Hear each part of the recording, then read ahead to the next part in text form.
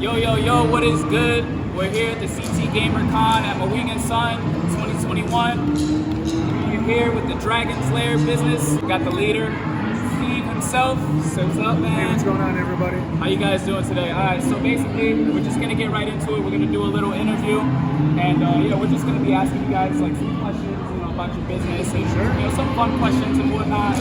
Just take it from there, and let's do it. Let's have a good time. Tell us a little bit about yourself. Like where you're from and born and raised. So I'm born and raised in Cromwell, Connecticut, a little bit south of Hartford. What I've been doing my entire life is playing games. Let's go. Right. So at one point in my life, I played at a store called the Lair. The owner unfortunately passed away, and about I would say 10 years later, I had an opportunity after getting out of the military to open my own store.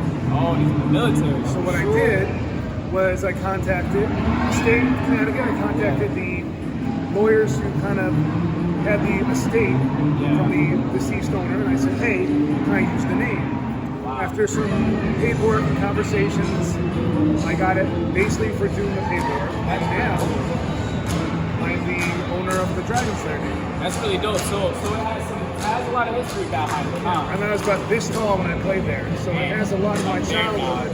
A lot of my childhood was at the shop there, so we wanted to pay a homage to them. Also, everyone remembers the old Lair, so we have some really good marketing. People go, hey, I remember that store. Okay. Are you still in West Hartford? And they go, no, we tell them the story about it. That's dope, man. That's dope. So clearly, Lair has some history behind it. If y'all don't know, definitely tap in with the owner. He'd be more than happy to let you guys know a little bit more about the history of the Lair. All right, so we're gonna get to the next question. So, out of this whole entire experience of CT GamerCon, what would you say you were looking forward to the most? So, looking forward to the most for CT GamerCon is running events, right? Everyone in here, all the vendors combined sell stuff. That's great. It doesn't take a lot to just say, here's some stuff, I'll take your money. Right, yeah. But running events is kind of fun because you get people to show up, they sit down, and they get 3 or 4 hours to play a game, whether it's a card game, whether it's a video game, whether they're, walking around playing with little knickknacks, fidget spinners. But CT GamerCon, the idea is to bring people together to play games. The selling stuff is just a byproduct of that, right? So we ran a bunch of events this weekend for National Gathering. There were some video games run by another company, and it's kind of all ties in. We all kind of work together to make the experience fun for everybody. That's dope. That's dope. That's dope. I like that. Let's see. What anime or show are you currently watching right now?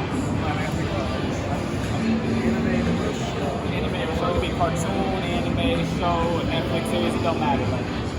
It can be more than one. What are you currently binging or watching? I got it. All right, so the show that I'm currently watching, you're gonna laugh at me when I say this, is Hoarders.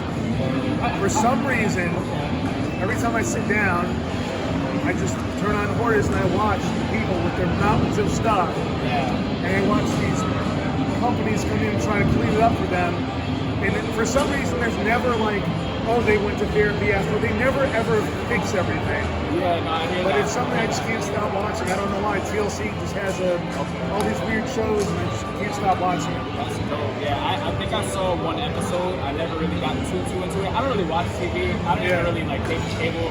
Everything is on Netflix, Hulu, and stuff like that. But I have to look into that show then. If you could enter any world, anime-wise, cartoon-wise, any show, what would it be and why?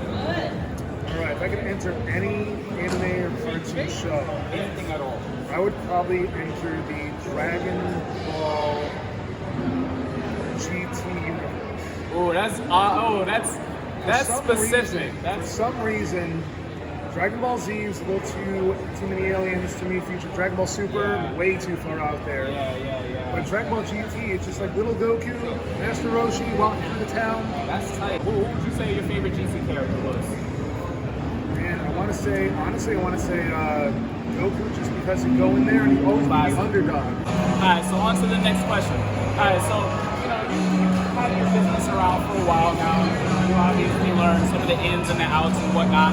So, you have experience. So, what would you give, if you could give 2 pieces of advice to somebody who's just starting out, like me and other people who are just starting out their business, what would be 2 pieces of vital information you would give to us?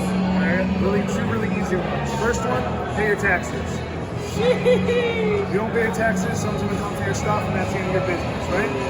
Okay. So we're gonna keep that one in mind. 2, do not undervalue your products. If somebody comes up to you and they want to give you $20 for something, it's 25. Guess what? There's always tomorrow.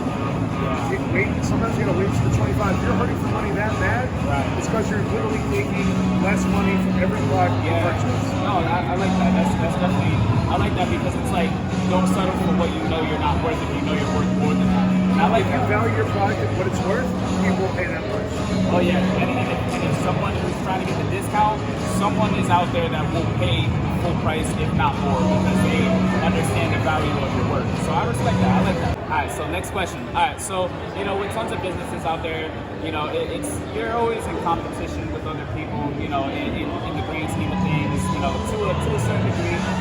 What would you say that makes your business stand out rather than everybody else's?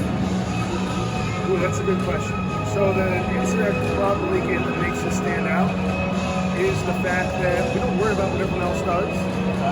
We have focus on what we want to achieve, and that's what we do. If somebody else, for example, if somebody else wants to sell Pokemon cards, we're selling Pokemon cards today. Cool.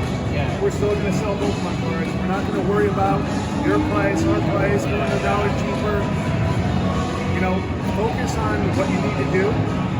Good example, you go to college, right? One day, you go to college, you're a month away from graduating, or a year away. Someone's going to graduate this year. Are you worried about, oh my God, I'm a year behind? No. It doesn't matter. You're going to get to where you need to be eventually, but don't worry about them. Focus on you. Yeah. He really did with that one. Keep your business your focus, and everyone else's business is their business. He really hit the nail on the head with that one because it's so easy to get caught up in what everybody else is doing, but it's like the more you focus on yourself, the better and more clear your tunnel vision is, you know what I'm saying? And then the faster you get there as well. So we got the last and final question. So with the Dragon's Lair, what can we look forward to? You guys have any events coming up, anything going on? What can we look forward to, in the next, maybe half a year or a year? How do you plan on evolving, and, what can we expect? So our website has not had magic cards on it previously. Okay. So we have just launched an auto pricer, an auto lister, and this is proprietary to our business. Okay. So a lot of these third-party websites take a lot of fees, and we were sick of basically competing to race to the bottom with all these people. And then when we sell it for very cheap, they take a huge fee out of it. We were basically making nothing on selling individual cards. What we decided to do was build a program that could price everything for us overnight, and that could list cards automatically, so we wouldn't have to hand type everything in. Nice. Okay. So by the end of the month, we will have that up and running. And that will evolve over time to Pokemon, maybe Yu-Gi-Oh. Okay. But it's We're really heavy into the Yu-Gi-Oh. But it's something that's kind of new to our site. And it's a 2.5 year long development project. Word. Okay, word. A lot of money and time. That's dope. Well, hey man, there you have it. We had Steve from the one and only Dragon's Lair himself. And tune in, because they got some real good stuff, man. They got some real dope special stuff coming up. You really don't want to miss out, man. Peace.